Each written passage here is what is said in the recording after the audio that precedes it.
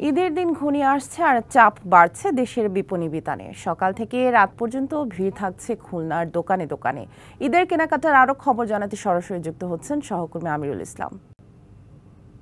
আমিরুল, বিপণী বিতানে বেচা বিক্রি কেমন হচ্ছে জানাবেন এবং দাম নিয়ে ক্রেতাদের প্রতিক্রিয়া জানাবেন। বলা যায় যে ঈদ যত এগিয়ে আসছে খুলনার শপিং মল বিপণী বিতানগুলোতে একদম বলা যায় যে ক্রেতারাও ভিড় বাড়ছে।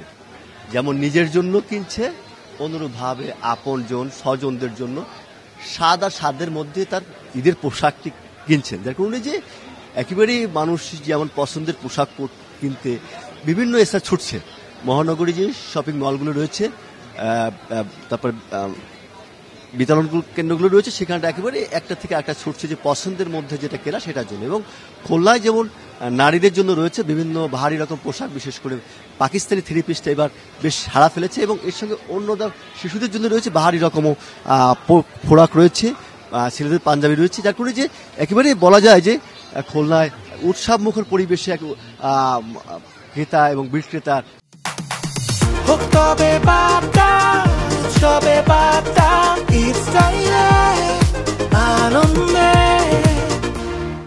আগমনের মধ্য দিয়ে খুলনার বিপণী কেন্দ্রগুলো জমে উঠেছে। কথা বলবো, এখানে রয়েছেন এই মার্কেটে যে সাধারণ সম্পাদক শেখ আবুল হাসান। আপনাকে আসলে সার্বিক নিরাপত্তা বলাটা কেমন দেখছেন, বিশেষ করে পরিবর্তিত পরিস্থিতিতে?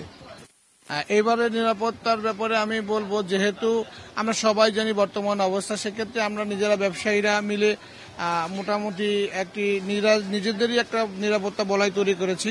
এখন পর্যন্ত আমাদের মার্কেটে আলহামদুলিল্লাহ কোনো সমস্যা তৈরি হয় নাই। আর আমরা যে কোনো সমস্যা যেন সহজেই মিটে যায় সে ব্যাপারে আমরা প্রস্তুতি রয়েছে। আর প্রশাসন সবসময় আমাদের সাথে যোগাযোগ রাখছে, যদি আমরা কোনো সমস্যায় পড়ি তারা তখনই তৎপরভাবে আমাদের সহযোগিতা করার আশ্বাস করেছে। এখন পর্যন্ত আলহামদুলিল্লাহ ভালো চলছে। মার্কেট মোটামুটি ধীরে গতিতে হলেও আস্তে আস্তে সচল হয়েছে এবং এখন মোটামুটি ঈদের বেচাকেনা চলছে। ধন্যবাদ আপনার। কথা বলবো, একজন বিক্রেতা রয়েছে।